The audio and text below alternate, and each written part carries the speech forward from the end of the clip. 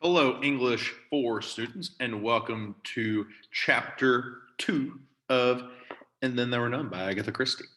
So, for this particular chapter, I'm wanting you to do another 10 annotations over the chapter. I'm going to walk you through the chapter. I'm not actually going to read it for you, but highly recommend you do read it. But I'm just going to kind of point out some things that we've talked about in the face-to-face class.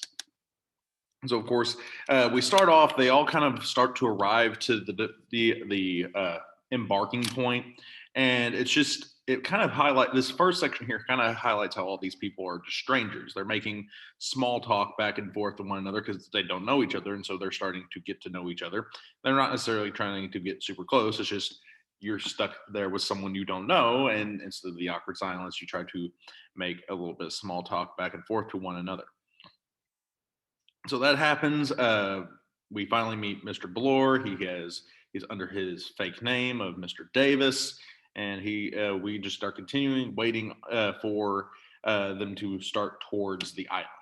And one of the things they notice about the island is just kind of how far out it is. Like they knew it was an island, but it's out in the distance. Like you can't swim to the island. Like you can see the island from land, but you're not going to probably be able to swim to the island or swim off of the island. So things are not looking, they'll be isolated once they are there. That's kind of like what this little section is kind of highlighting their isolation.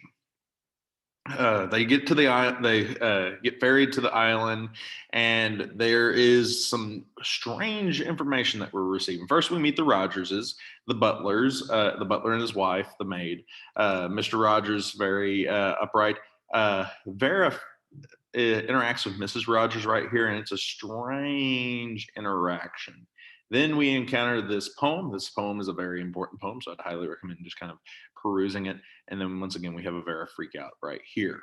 Dr. Armstrong gets to the island, and everybody starts to settle in. We have an interaction between Wargrave and Dr. Armstrong. We have Anthony Marston in his room, and we have Mr. Bloor in his room, Philip Lombard in his room, and Emily Brent in her room. And we kind of get to see what's going through each of their minds. Emily Brent's reading a Bible. Philip Lombard's getting dressed. General MacArthur is also getting dressed for dinner. Mr. Bloor getting dressed for dinner, and Anthony Marston's just relaxing until dinner comes. So we're still kind of in exposition mode. We're kind of still setting the scene. We are now at the island. We've met all the characters. Chapter 2 is still exposition. We're learning background information that we need to know going forward. In chapter 3, we'll still have a little bit of exposition going forward, but in chapter 3 is when we hit that rising action. We start taking off, and it starts picking up speed after that. So that is chapter 2. 10 annotations over chapter 2. If you have any questions, email me, pdavidson@portugal.k12.mo.us. And tomorrow we'll have another prompt over Act 2. All right, I'll see y'all later. Bye-bye.